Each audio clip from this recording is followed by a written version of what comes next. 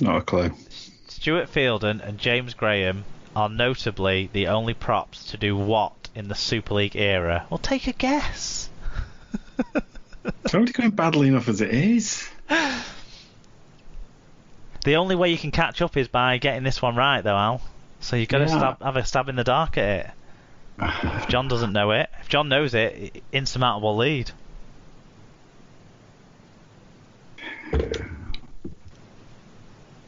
I think what they've both done. I'll give you both a clue. It's something to do with the grand final.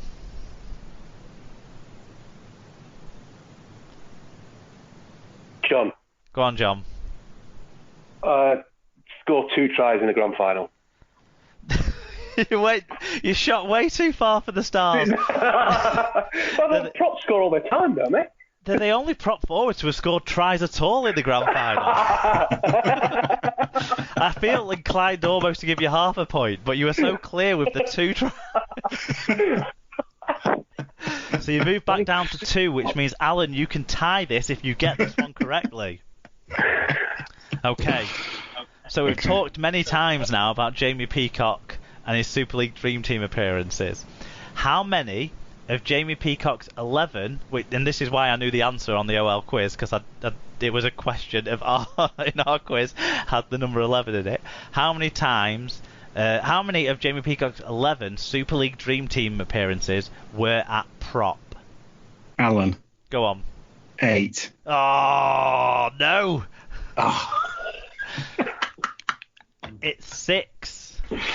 The final scores are John 2, Alan -2. So John, absolute triumphant victory on your SLP quiz, baby. Congratulations. Two drop goals, a disrespectful one right in the last minute. Well, then Alan can't dislike it, can he? Then if it was a disrespectful drop goal. Because as he famously said after the grand final, is you always love a disrespectful drop goal. I love a disrespectful drop goal. I had some tie-break questions as well. I had 2 tie-break questions. That's how. Very optimistic of you. How many tries? I'm guessing it's because we thought we might get nothing, but. How many tries have been scored by players wearing the 8 or 10 shirt in the 2020 Super League season before lockdown? Was the first tie-break question. So, any random number you can give for that. 10. 3. It's 9. Oh, yeah. God. Luke Thompson scored 3 himself this year. Jesus. Yeah. Okay. And then the second tie-break question, this one definitely would have been because 2 people could have guessed 9, you see, whereas no one could have guessed the same as each other on this one, because the second tie-break question was how many meters have been made by players wearing the 8 or 10 shirt number in the 2020 Super League season before lockdown. Oh, God. It's a sort of ballpark kind of to help you with this. Alex Walmsley made about 2,000 himself in a season a few seasons ago, and I think Luke Thompson was similar-ish last season. That's in a whole season, though, of course, not just 7-ish games.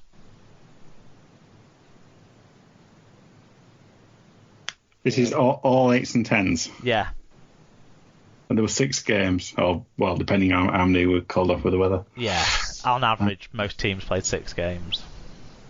And it's not all prop forwards, it's just all players wearing the shirt numbers 8 or 10. Yeah. I go for 1,300. I think it might be a lot more than that when you combine all 12 teams. Yeah. 12. That's right there at all. I'm going to go for 3,500. No, 8,490. There you go. Yeah. See, I wouldn't have deserved that if it was a tiebreaker. No. I would have had to renege on that, wouldn't I? And say, yeah. No. Nobody wins. Anyway, that's the quiz. I hope people enjoyed playing along. We get harder.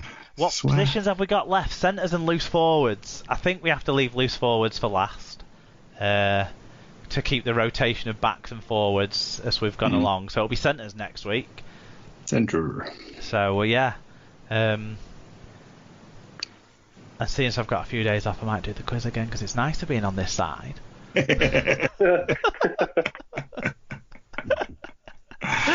Right, okay. That's the chatting about props finished off. We'll now just wrap up with our recommendations and a little bit of talk about what we've been up to living in lockdown.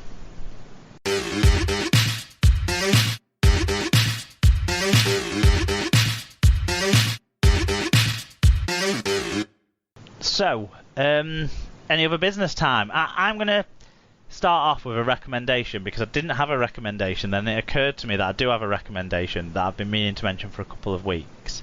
I don't know if people have seen or listened to the fabulous league. What's it called? My mind has gone to shit. The Tony Collins podcast. Rugby Reloaded. Rugby Reloaded. He had a guest on a few weeks ago talking about a project that she's doing to try and make sure that this period in our history is well archived.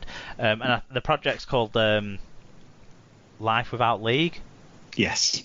And so basically, if you search for Life Without League on the internet or on Twitter, you'll find links to how you can get involved and offer up. They're basically looking for kind of like diary entries for how we're dealing with not having rugby league during this lockdown.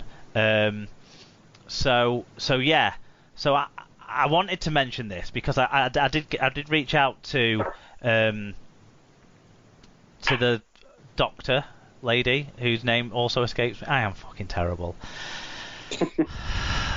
Don't drink, Mark, when you're doing shows. That's just good life advice. Just don't drink it.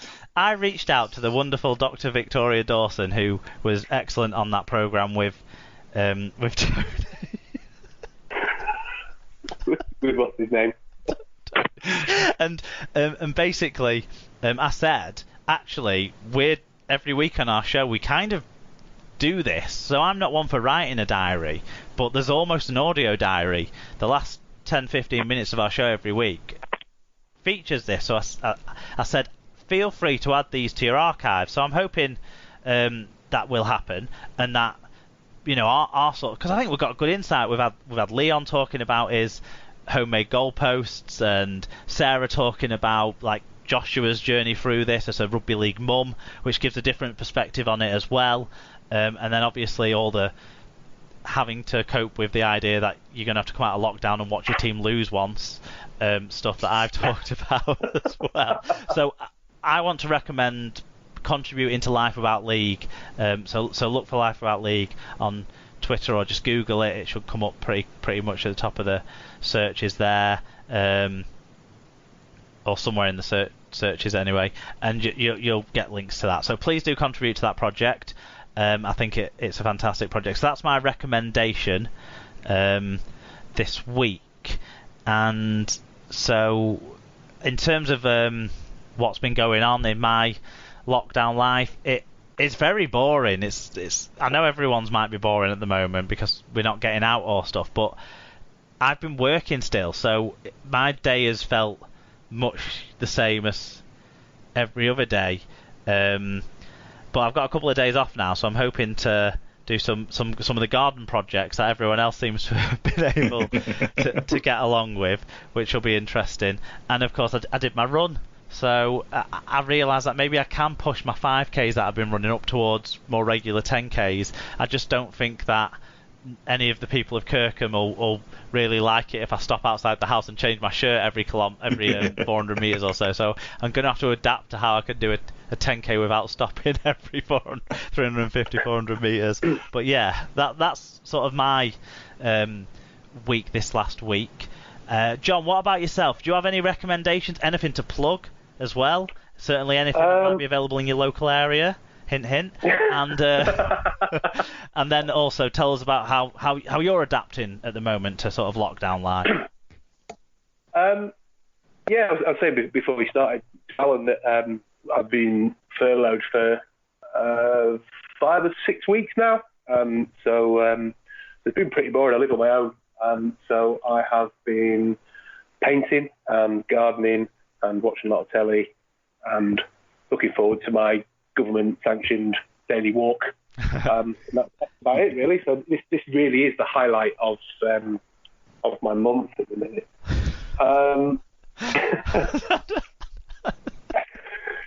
Listening to me forget names live. Yeah. I was going to say this is going to be enshrined in an archive somewhere. Mark forgetting names. So, is there any good local walks to you that you've enjoyed particularly? Any places good to visit in your daily exercise? Yeah. I mean, I don't think that. I'm not sure if any listeners live within sort of half a mile of me, but there's a very nice walk through Ridgeway and down into Mosborough on the outskirts of Sheffield that you should, if you're ever down this way, you should go on. As far as I was listening to the Tailenders podcast about cricket, and they do this thing where they sort of they say go well to people who ask for a shout out, basically. But one person wrote in with a story who lives in Sheffield. That's why I'm bringing it up, not completely out of the realms of. But I'm wondering if you might have known about this. But basically, they shout go. They say go well to someone, and then they say cheers. So it's like go well, cheers. And apparently at the 8 o'clock clap for our carers last week in Sheffield, someone who'd been having a few beers, I can empathise. They were out at the door clapping, and then after the clap had finished, they just thought, oh, I know, I'll just shout go well. So they shouted at the top of the voice, go well, and then they heard a few seconds later someone shout back, cheers. Oh really? Yeah. I love stuff like that. Yeah, which for that podcast was brilliant. I'm just hoping for now someone to have realised it was me that was running around the park yesterday, who lives near me, who listens to the podcast, and never realised that I lived around the corner from them before. But I don't think Kirkham's as populated as Sheffield to have that happen. No. But anyway, I cut you off there when you were going to make a recommendation. Well, I mean, I get a lot of my recommendations from listening to this show, so it's kind of stuck me a little bit this week. But I've been watching Inside Number 9 on Netflix. That's really good. It's a BBC show that's kind of funny, kind of strange, kind of spooky. But I'd recommend that. And then if you are in the Sheffield area, then True North Bruco has a wonderful selection of gins you can buy and have delivered to your house for a very reasonable rate. So I recommend those guys as well. I mean, I can recommend the Sheffield Dry Gin.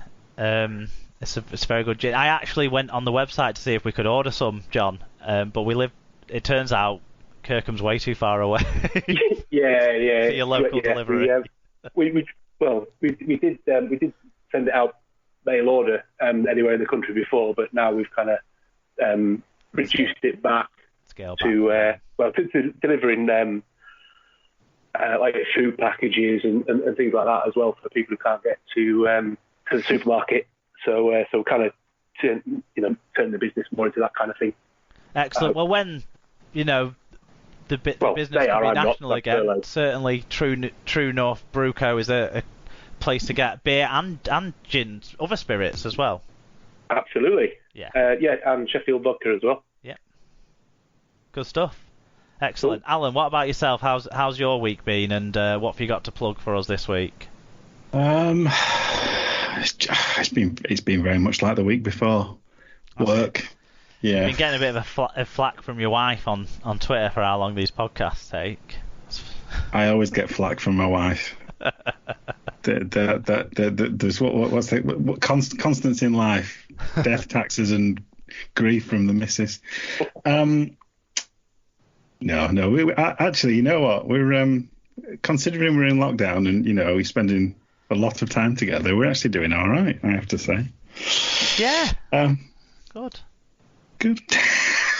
But my recommendation, I was really struggling because I've settled into a rhythm and it's just the same things. But the one thing I am trying to do is continue my learning of a foreign language, which is Dutch for me, and I'm using an app